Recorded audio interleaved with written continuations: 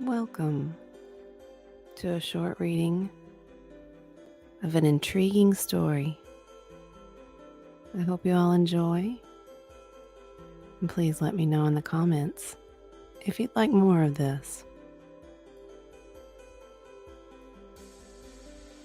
Today we have a story about a very quiet forest glen, quietly nestled deep in the mountains. A place a lot of people like to go just to retreat. For centuries, nestled deep within a sheltered valley, there lived a stoic and quiet glade of trees. Each day they would humble themselves to the sun, breathe the freshness of the wind, and softly drink the mountain rain, either from the sky or from their roots lying close to the bubbling stream. The generation that lived today kept heed of the stories their elders told them, and the horrors of the past still buzzed in their roots. The trees of now remembered, though had not lived, during a time when the trees were cut in a ravenous slaughter by the humans.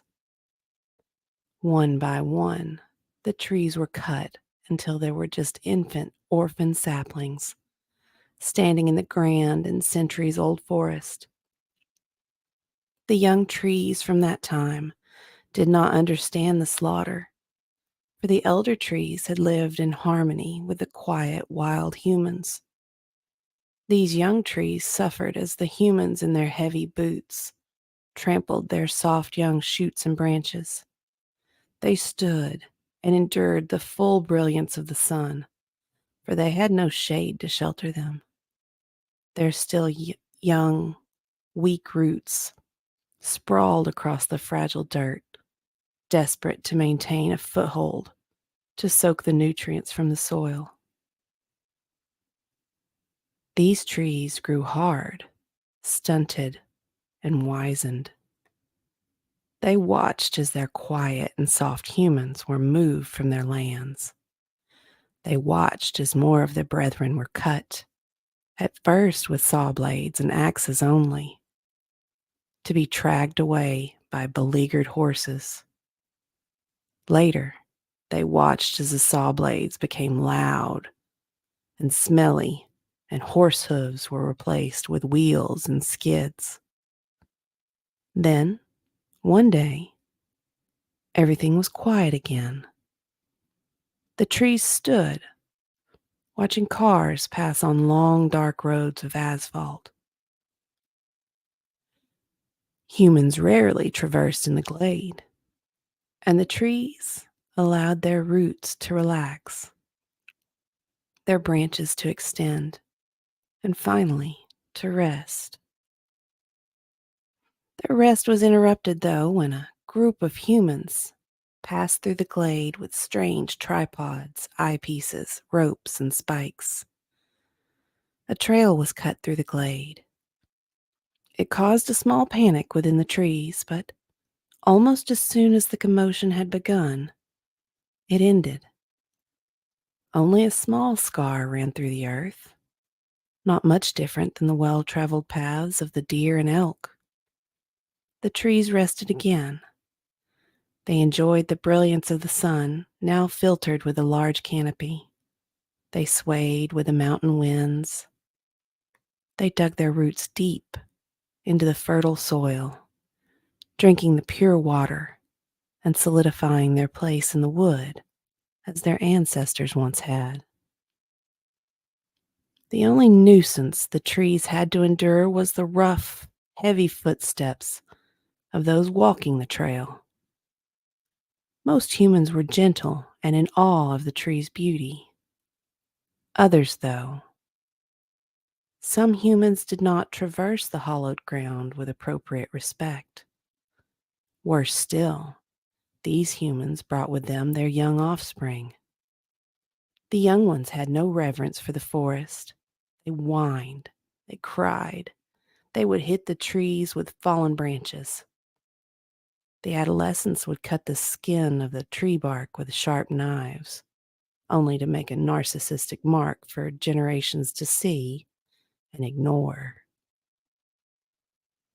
It may only be a happenstance, though seasoned hikers do warn that those that travel the path through the glade, there have been accidents occur over the years. Amateur hikers have sworn they've seen a tree's roots rise from the ground as they are in mid-step.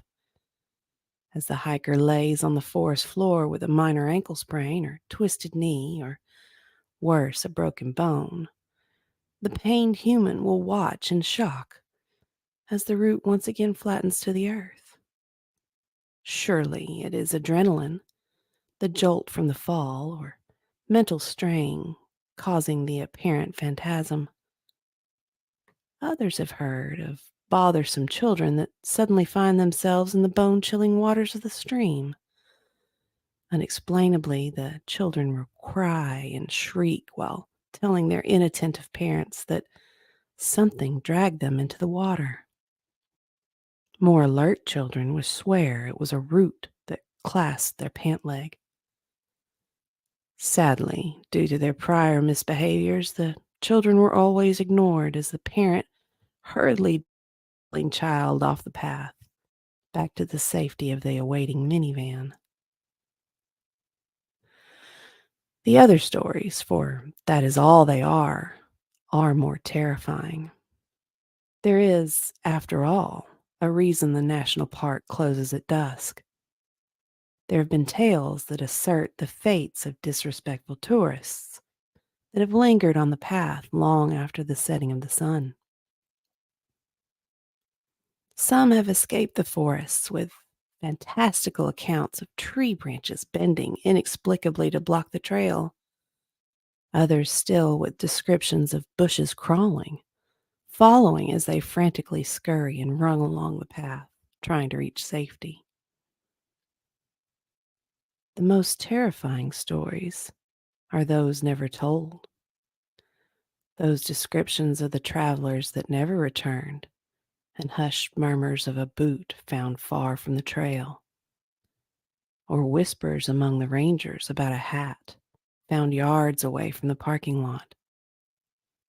That glove laying at the trailhead? Oh, most assuredly just a careless owner. The hairband found deep in the forest hanging from a tree branch? Surely just a hiker needing to adjust their hair. But those humans who have shared the years with the trees, as they cast their wide crowns across the quiet glade, they know the truth. These humans know how to walk with a quiet step within the steepled trees and dappled light.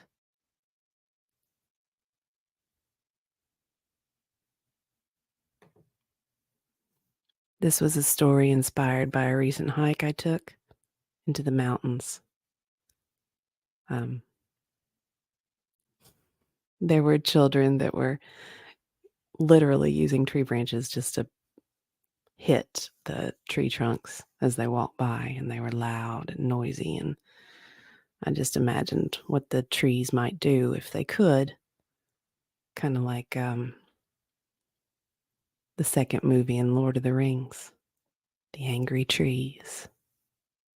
I hope you enjoyed it.